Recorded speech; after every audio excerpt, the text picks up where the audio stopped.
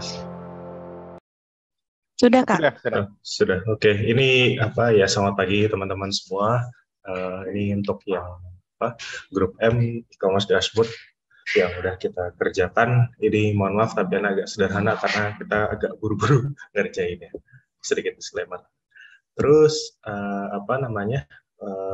di sini kita lihat masih kalau ada data-data yang udah kita lihat ini, kita masih belum terkelolanya data dengan baik untuk kegiatan operasional, terutama untuk mempercepat dan juga mempermudah perusahaan ini mengakses informasi yang berguna ataupun insightful mengenai kinerja perusahaan mereka dalam bentuk visualisasi. Nah, nantinya data-data tersebut kita akan gunakan untuk merumuskan suatu keputusan bisnis gitu, terutama untuk para persona kita, baik itu untuk C-level, marketing, sales, dan juga tim business development. Terus ini untuk pembagiannya, kalau untuk bagian dashboardnya, kalau untuk C-level ini merupakan produk dashboard yang akan dipakai oleh C-level untuk melihat performa perusahaannya atau divisi-divisi yang ada di bawahnya secara singkat, kayak gitu. Kemudian kalau untuk sales team, dashboard ini akan dipakai untuk melihat berapa banyak user yang melakukan pembelian di platform tersebut. Kemudian kalau untuk marketing, nah tim marketing ini kita butuh data mengenai campaign mereka itu ada berapa banyak sih yang dipakai, serta juga segmentasi customer yang ada saat ini. Kemudian kalau untuk BizDev itu dia membutuhkan informasi menentukan landing page yang efektif untuk digunakan dengan berbasiskan analisis data. Terus, nah, untuk goalsnya sendiri kita mau coba tim sales meningkatkan jualan sebesar 10% per triwulan. Sedangkan untuk marketing kita mau mencari tahu campaign apa yang efektif, terus juga menentukan segmentasi pelanggan yang ada di si e-commerce tersebut. Kemudian untuk yang BizDev itu kita pengen tahu landing page apa sih yang efektif. Next, untuk solutionnya kita coba buat visualisasi dashboard dari data-data yang sudah ada, yang nantinya akan ditampilkan untuk persona kita, yaitu C-level, untuk tim marketing, tim sales, dan juga tim business development. Terus, nah ini untuk personanya ya. Jadi untuk C-level itu mereka memerlukan informasi yang tepat dan juga cepat untuk mengakselerasi pertumbuhan perusahaan. Dan ini ditunjukkan dengan memakai fitur-fitur khusus yang memperlihatkan gambaran umum dari si perusahaan tersebut. Kalau untuk yang sales itu butuh data-data historical yang mampu ditelah dengan cepat untuk melakukan konversi pelanggan secepat mungkin. Kemudian kalau untuk tim marketing itu sebagai butuh data untuk hasil kampanye dan juga segmentasi pelanggan yang ada di dalamnya. Sedangkan yang terakhir untuk BizDev itu membutuhkan informasi untuk landing page mana aja sih, berhubung mereka sudah melakukan testing landing page, pengen tahu nih mana landing page tersebut yang paling efektif untuk menghasilkan konversi. Next. Nah, ini untuk gambaran user flow-nya ya, dari homepage, kemudian eksplorasi, nanti dia bisa tuh untuk memilih dashboard yang ada, kayak gitu. Mulai dari C-level, sales, marketing, hingga BizDev. Nanti setelah dieksplorasi, kemudian dia bisa logout, dan nanti akan diarahkan ke homepage lagi. Terus ini untuk mockup-nya, terus ini untuk yang C-level, marketing, BizDev, dan juga sales. Nah, untuk data proses sendiri, kita pasti mengambil dulu, kita ekstrak dulu datanya, kemudian di wrangling, kita untuk marketing sendiri, kita bersihkan dulu data-data yang ada, gitu. Kayak misalkan, kalau untuk marketing itu data yang perlu dibersihkan, pertama, apakah ada data-data yang null value, gitu di antara semua kolom yang ada, kemudian apakah ada data-data yang tidak valid gitu. Contohnya data yang tidak valid, misalkan dia tidak memiliki angka purchase ataupun pembelian di website, tetapi si user ID ini maksudnya data tidak valid adalah ketika ada user ID yang dia tidak memiliki angka ataupun tidak pernah membeli di website, tapi dia ada datanya sudah berapa banyak sih yang dibeli berdasarkan produk yang ada di e-commerce gitu. Nah, data-data tidak valid ini kita perlu bersihkan juga ya. Kemudian yang terakhir baru visualisasi menggunakan Tableau. Terus, nah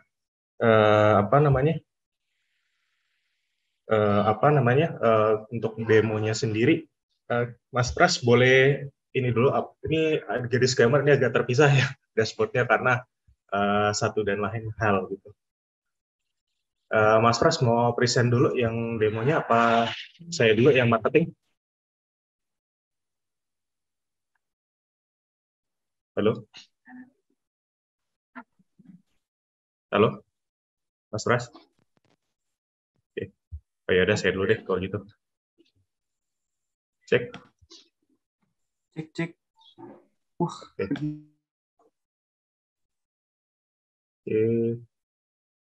Coba ini saya share yang belum lupa saya nyalain video, maaf. Oke, ini saya share yang Tableau public ya, karena maksudnya Tableau yang di apps, karena di Tableau public entah kenapa tampilannya agak kurang proporsional gitu. Oke. Jadi sebelumnya tadi ada sedikit perbedaan ya, kalau nggak salah di mockup ada sekitar 3 tampilan, tapi kalau di sini ada 2. Gitu. Nah, jadi untuk marketing dashboard di sini kita bisa melihat bahwa dari sisi campaign pertama, dari sisi campaign kita bisa melihat bahwa dari 5 campaign yang sudah kita launch gitu, terbanyak itu paling banyak yang di closing rate-nya ataupun conversion rate-nya itu ada di campaign nomor 4 gitu. Sedangkan di peringkat kedua itu disusul campaign 3 dan juga campaign kelima. Lalu setelah itu menyusul campaign 1 baru yang campaign kedua. Nah, kemudian ini ada data yang menarik dari si customer segment. Jadi kita menggunakan analisis RFM ya, resensi, frekuensi dan juga monetary. Jadi kita melihat berdasarkan value tadi, resensi seberapa sering resensi itu berapa terakhir mereka membeli produk dari e-commerce kita, kemudian frekuensi seberapa banyak atau seberapa sering mereka membeli produk, lalu monetary seberapa besar value produk yang mereka beli. Nah, dari sekitar kurang lebih 2.300 atau 2.200-an user ID yang ada di si e-commerce kita, untuk pembagiannya sendiri ada sekitar 5 ya, dari yang mulai lost customer itu benar-benar yang dia sudah lama tidak membeli dan juga pembeliannya pun juga rendah gitu. Terus ada yang low value, kemudian medium, high, dan juga top value. Nah, kemudian kalau dilihat secara sekilas gitu untuk customer segment di sini sebetulnya yang top value ini masih lebih tinggi ya. Dalam arti dari sisi skornya itu, dari sisi resensi, frekuensi dan monetary ini masih banyak nih yang paling tinggi untuk yang customer yang masuk ke segmen top value. Lalu disusul oleh yang low value. Kemudian di customer segment kita juga bisa membaginya kita mau milih nih berdasarkan misalkan status pernikahannya. Misalkan kita mau untuk user kita nih atau audiens kita yang married itu bagaimana sih? Oh, ternyata proporsinya masih sama nih kayak tadi. Gitu. Kalau misalkan yang single juga ternyata beda dikit. Gitu. Terus kalau untuk tingkat pendidikan, kalau untuk yang graduate dia juga sama. Nah, ternyata kalau yang master itu ternyata yang tingkat pendidikan yang master ternyata lebih tinggi yang low value. Kalau dari sini. Terus kalau yang PhD, berarti angkanya masih sama dengan yang tadi. Jadi salah satu mungkin kalau kita bisa gitu salah satu insight yang bisa kita berikan gitu untuk tim marketing, misalkan mereka mau bikin campaign gitu terkait pendidikan, apa yang berdasarkan tingkat pendidikan. Berarti kita bisa fokusnya ke audiens yang bisa itu tingkat pendidikan graduation, PhD, ataupun yang basic. Gitu. Paling itu untuk yang marketing dashboard, silakan dilanjut Mas Pras untuk yang CEO dan juga BizDev-nya.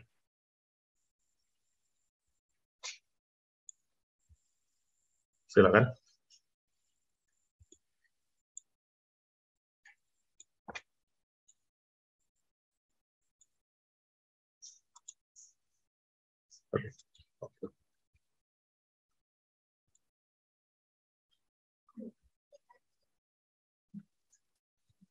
Masih ke-mute, Mas.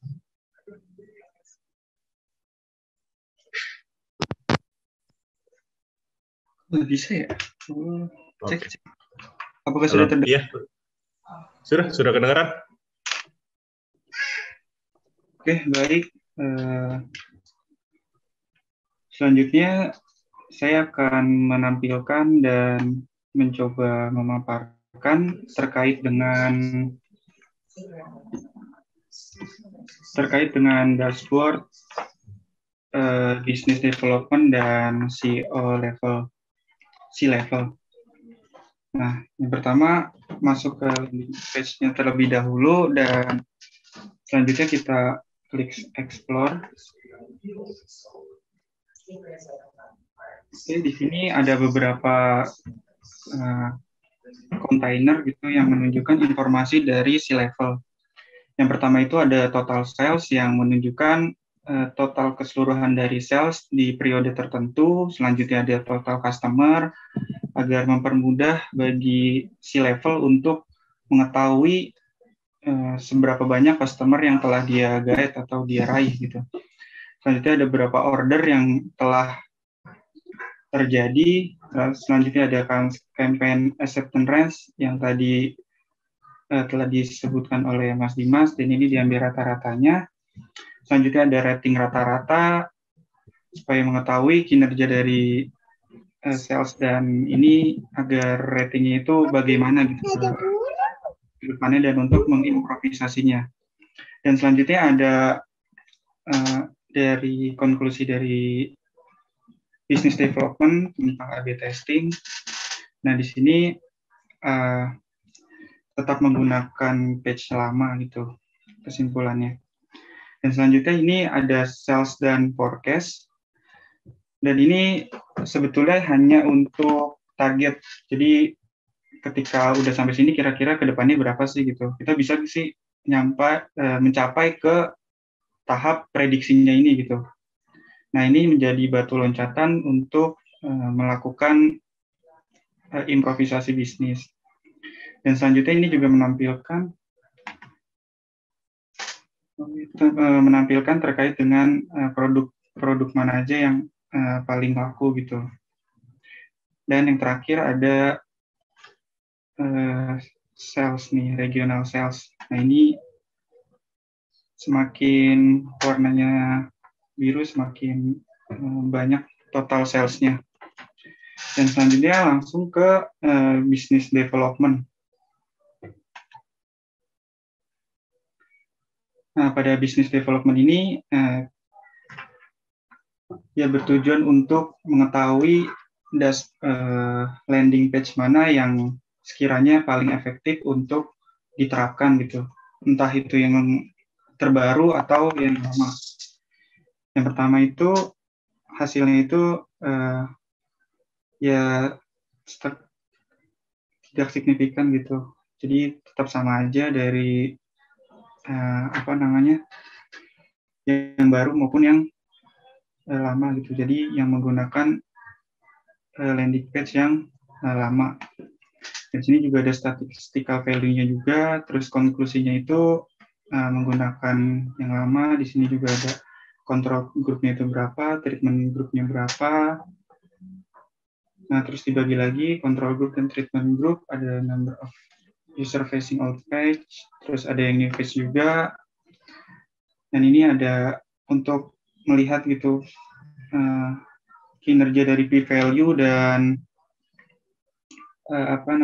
sama powernya itu berapa secara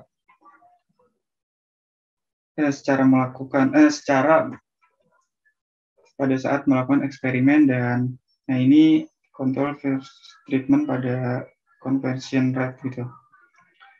Nah, mungkin ini sedikit dari paparan dari kami. Saya kembalikan ke Mas Dimas. Oke. Ya. Masih itu Mas, langsung aja present yang tadi. Sebenarnya udah selesai sih ya untuk dashboardnya ini, demonya. Paling itu aja yang. Terus kalau untuk sales, karena ada beberapa hal kita belum bisa menampilkan. Jadi hari ini kita cuma bisa menampilkan dashboard C-level, BizDev, sama juga marketing. Itu aja paling. Kalau dari grup M, mari kita buka sesi diskusinya. Silakan kalau ada yang mau ditanyakan. Oke, terima kasih Grup M, ya. Mas Dimas, Mas Pras. Ya. Oke, mungkin kita bisa langsung mulai ya sesi tanya Ya. jawab ya. Aku persilakan dulu ke teman-teman kelompok lain, gimana ada yang penasaran tentang dashboardnya Mas Dimas dan Mas Pras, silakan kalau ada yang ingin bertanya. Saya bingung itu kenapa ya Mas, tableau publik saya di browser sama yang di apps kok beda banget tampilannya. Itu tadi bisa gitu. Memang agak beda yang di browser dan apps. Oke, saya tampilin yang marketingnya. Boleh. Ya, silakan. Sebetulnya pengen nambahin ini sih satu lagi kolom terkait income-nya, cuman belum sempat di wrangling, terus juga pengen bikin persentalnya itu agak belum sempat tuh. Kan dia banyak tuh kan income-nya. Oke. Kalau bisa tuh pengen ngebagi gitu lah, ada yang misalkan rentang berapa sampai berapa gitu. Based on income ya? Oke. Iya, based on income itu sih yang sebenarnya Dimas juga. Yes. Kita mau nanya dong Mas. Boleh? Iya. Nggak boleh. Jadi, ya udah nggak usah. Iya, canda. Gimana? Enggak. Jadi sorry saya agak parah. Ini kalau misalnya yang RFM ini, yang sebelah bawah kiri ini, dia itu cukup dilihat relatif aja. Saya pengen memahami, cukup dilihat secara relatif atau butuh ini dilihat angka absolutnya yang sebelah kiri. Karena ketika Mas Dimas klik grup maritalnya itu kan dia berubah juga skala vertikalnya, sehingga kita hanya bisa membandingkan secara relatif kan perubahannya. Itu apakah gimana ya? Apakah harus lihat relative value-nya saja? Oh ini lebih tinggi, lebih rendah, atau harus lihat angka absolutnya? Nanya sih ini, saya nggak ngerti. Kita coba kita ini, kan dia yang merit. Terus ini kan angkanya pasti berubah tuh kan ya. Misalkan merit 1.600, sedangkan single, oke berubah juga gitu ya. Nah, sebetulnya ini masih sama-sama kalau saya pribadi juga masih sama-sama belajar ya, masih lihat angka RFM ini gitu. Kalau saya lihat kayaknya sih dari mungkin kita bisa berpatokan sama angka absolut gitu. Absolut itu maksudnya gimana ya? Saya juga masih agak bingung. Jadi kalau ini kan berarti kan kita nggak gabungin semua ya secara kalau dari material status ini semuanya nih paling tinggi kan emang si top value nih itu Mas. Terus terus kalau misalnya kita pindahin ke single, berarti datanya bisa berubah juga tuh kan, jadi pertama top value sama levelnya jadi sama, dan juga tapi si angka ini jadi berubah gitu, 800 yang batas atasnya gitu.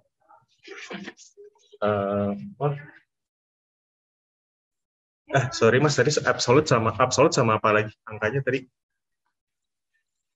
Ya, jadi tadi saya cuma bertanya kalau melihat data seperti ini sebenarnya yang harus difokusin itu apa gitu. Misalnya kalau dipilih yang single ini kan ada angka yang tinggi top value-nya tuh dekat sama low value. Sekarang yang hijau ini ya, yang warna hijau sama merah. Nah itu secara intuitif itu maknanya gimana? Biar gampang gitu memahaminya. Ini saya pengen memahami bagian ini.